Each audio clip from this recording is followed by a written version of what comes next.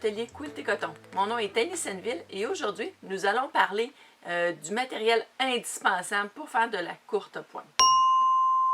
En fait, de matériel, évidemment, on a besoin de tissu.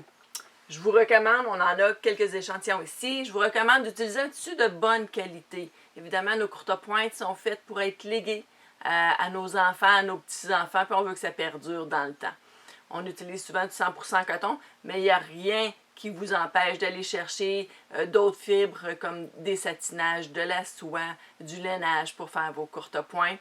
Vraiment, aller à la limite de votre imagination. Qui dit tissu en coton dit également fil de coton. Le fil que je privilégie depuis plusieurs années, c'est le fil Orifil, c'est la grosseur 50.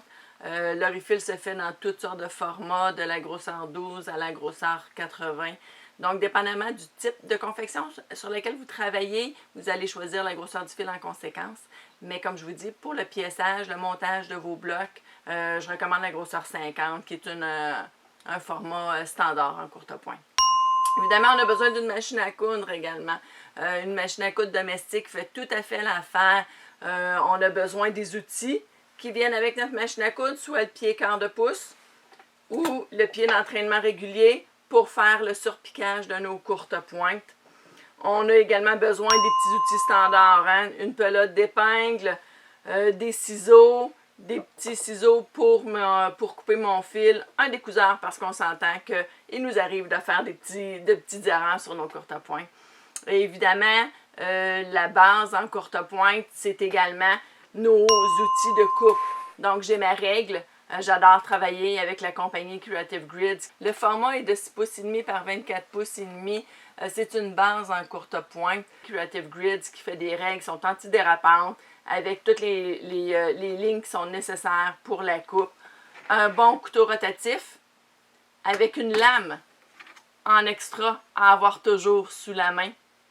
Et également un tapis de coupe. Mon format privilégié, c'est le 18 par 24. Évidemment, si vous êtes en voyage, si vous êtes sur la route, vous êtes du genre campeur et aimez coudre sur la route, on va privilégier un format plus petit. Si vous êtes à la maison avec une salle de couture permanente, optez pour le gros format qui est 24 par 36 pouces. Il peut être bien utile dans plusieurs cas.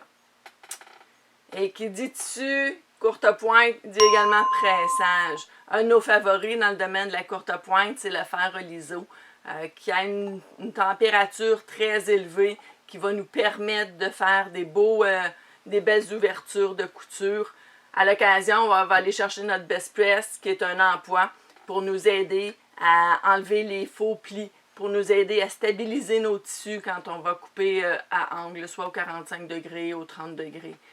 Et évidemment, avec nos outils de pressage, j'utilise au quotidien une planche à presser. Celle-ci, c'est la marque John Taylor. Maintenant, ça peut être une planche à repasser conventionnelle qu'on retrouve dans les magasins à grande surface.